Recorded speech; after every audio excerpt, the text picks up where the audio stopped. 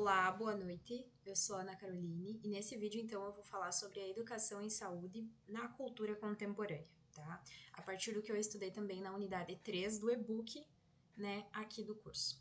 A ideia então é refletir como que o corpo, a saúde, o gênero e também o envelhecimento estão diretamente ligados à forma como a sociedade nos ensina a viver, cuidar de nós mesmos e também de lidar com as diferenças, tá?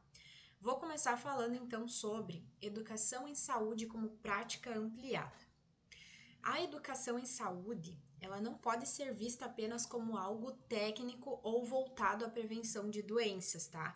Ela precisa considerar o ser humano de forma integral, incluindo aspectos sociais, emocionais e também culturais. O objetivo então é desenvolver a autonomia, o pensamento crítico e também o cuidado de si, respeitando as diferentes realidades e também respeitar as vivências, né, das outras pessoas. Isso é essencial em um tempo em que muita gente sofre com a imposição de padrões, né? Que isso é algo que a gente vivencia muito no nosso mundo atual de hoje. Então, que nem sempre vai respeitar a diversidade dos corpos e também dos modos de viver. Então, é algo que a gente tem que, né, aprender a respeitar e saber que a gente está vivendo em uma era onde as pessoas se comparam demais umas com as outras, né? O que ataca muito a questão da subjetividade, que é, né, o conteúdo principal da nossa matéria aqui que a gente está estudando nesta unidade. Vou falar também sobre o corpo como um lugar de conflito e de expressão, tá? Essa parte aqui é bem interessante. O corpo hoje, ele é muito mais do que a biologia. Ele é uma construção social e também cultural. Pessoas, elas enfrentam cobranças estéticas, né? A gente vê muito isso em nós mulheres, nos homens também, mas em grande parte as mulheres, que a gente é muito influenciada, né? A gente se compara muitas vezes com, enfim, com as outras mulheres e, de fato, muitas vezes a gente quer parecer umas com as outras, né?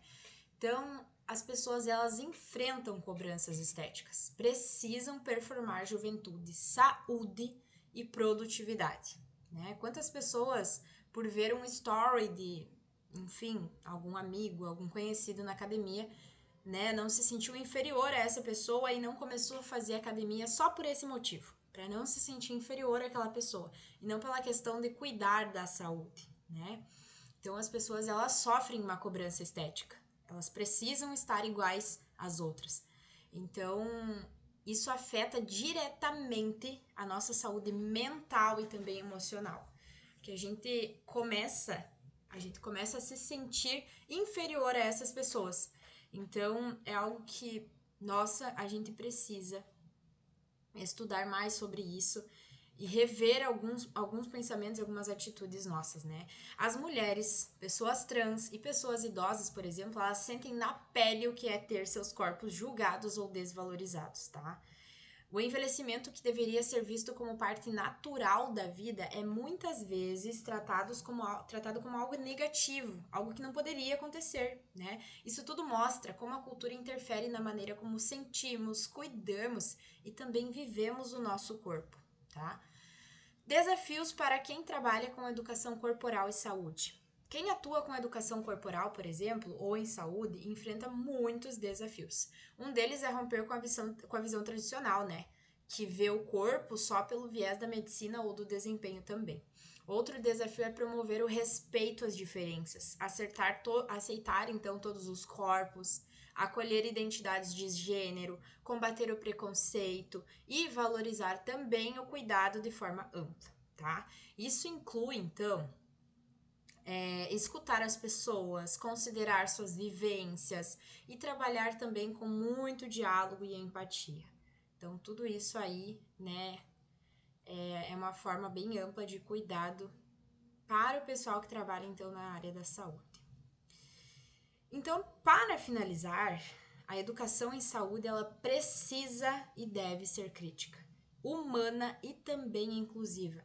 ela deve ajudar as pessoas a se conhecerem melhor, a cuidarem melhor de si, né? E também do outro, com mais consciência e respeito, né? Que hoje em dia, nesse mundo de tanta comparação, a gente precisa de mais respeito.